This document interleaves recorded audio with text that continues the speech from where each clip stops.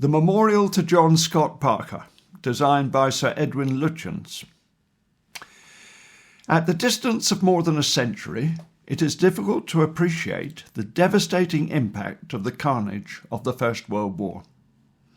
The war has been described by one historian as a deluge. A deluge certainly in the technological and social change it wrought on the nation and its empire, but a deluge also in grief. Nearly 1 million servicemen were killed in the war, almost all of them in the army, and the vast majority on the Western Front, in northern France and Belgium. There was hardly a village in the UK that was not affected, nor a family that did not lose a relative.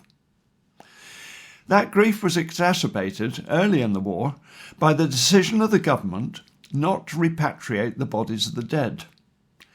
For the first time, it was technologically possible to do this, but it was decided that, as had been the case in previous wars, soldiers would be buried with their comrades close to the places where they had fallen.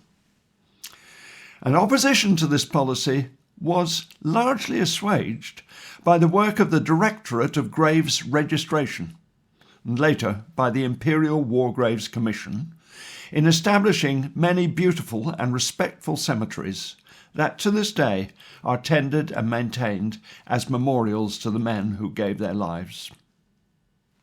John Scott Parker lived at Upton House in Upton Cheney.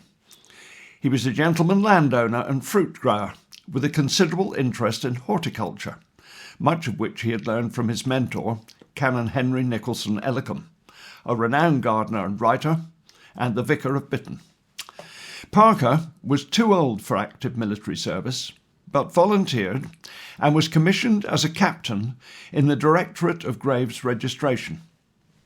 From 1916, the Directorate was already beginning the task of improving the roughly made graveyards by bringing in topsoil and seeding them with grass. By 1918, as the war was drawing to a close, the newly established Imperial War Graves Commission began the task of planning the permanent design of the war cemeteries. Parker was appointed as the Chief Horticultural Officer for the Commission in northern France and Belgium. The appointment was made on the advice of Arthur Hill, Deputy Director and later Director of the Royal Botanic Gardens at Kew, and both a friend and the biographer of Canon Ellicombe. The Commission also had the services of a small number of architects, most notably Edwin Lutyens. Lutyens had made his reputation in the construction of country houses in the arts and crafts style, in conjunction with the garden designer Gertrude Jekyll. They brought houses and the horticultural environment together in a complementary design. It was also Lutyens who designed the National Memorial to the Fallen, the Cenotaph in Whitehall, and it was his designs, more than any other architect, that were used in the cemeteries. Most notably, these included his simple, rounded headstone that could be adapted for different faiths. The architectural environment was enhanced by planting trees and plants in small areas of garden or with a small plant next to each headstone.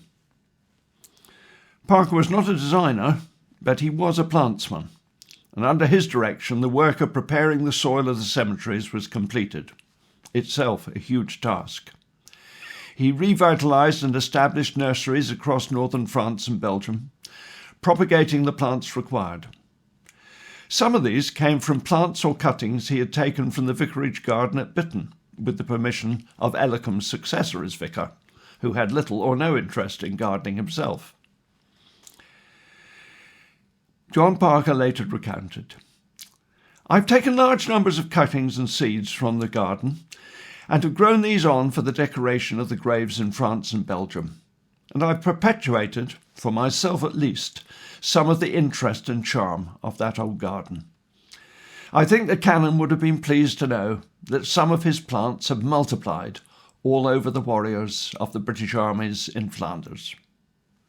In all, it was an enormous feat of organisation and management that was recognised by the award of an Order of the British Empire in 1924, and he later worked on cemeteries in Italy and Greece.